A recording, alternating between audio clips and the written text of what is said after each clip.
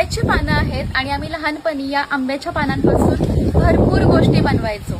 मला आता एक दोन आठवत आहेत, तर चला आपण बनवूयात। तर पहिल्यांदा आपण बनवूयात सूप, ज्यामध्ये आपण धान्य पाखडतो।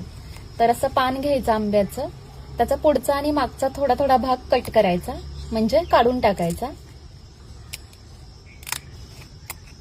त्यानंतर मधली जी शीर आहे तिथून हे पान दुमडायचं असं। त्यानंतर ते वळवून घ्यायचं या प्रकारे, मग असं पलटी करून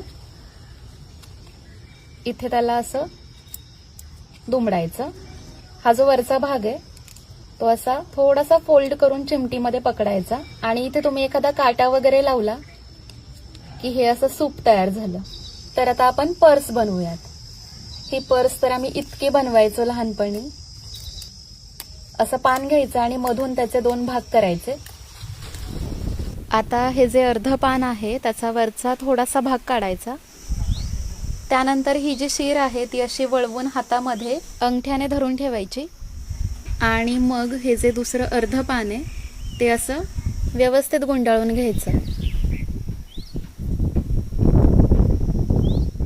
आणि सगळ्यात शेवटी हे जे अर्ध पान राहिले ते व्हिडिओमध्ये दाखवल्याप्रमाणे जो बेल्ट आहे पर्सचा त्याच्यामधून टाकायचं आणि खालच्या बाजूला सिक्युअर करायचं। झाली आपली छोटीशी पर्स। ये किती क्यूट।